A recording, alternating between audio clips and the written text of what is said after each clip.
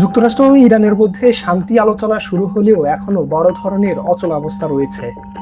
দীর্ঘদিনের উত্তেজনা এবং প্রায় 2 মাসের সংঘাতের পর দুপক্ষ আলোচনায় বসেছে। তবে বেশ কিছু গুরুত্বপূর্ণ শর্তে দুই দেশের মধ্যে মতপার্থক্য এখনো স্পষ্ট। এর মধ্যে যুক্তরাষ্ট্র চায় ইরান তাদের পারমাণবিক কর্মসূচি সম্পূর্ণভাবে বন্ধ করে দিক, কিন্তু ইরান এতে রাজি নয়।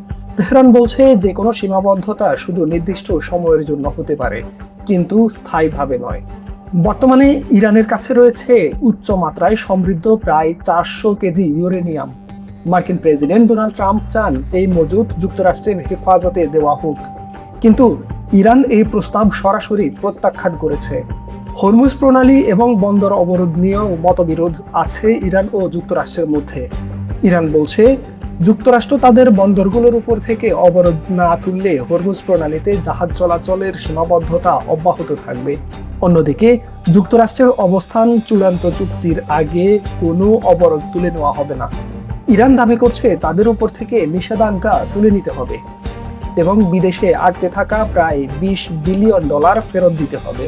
এছাড়া যুক্তরাষ্ট্র ইসরায়েলের হামলায় ইরানের যে ক্ষতি হয়েছে তার জন্য প্রায় $270 বিলিয়ন ক্ষতিপূরণ দিতে হবে ইরানকে।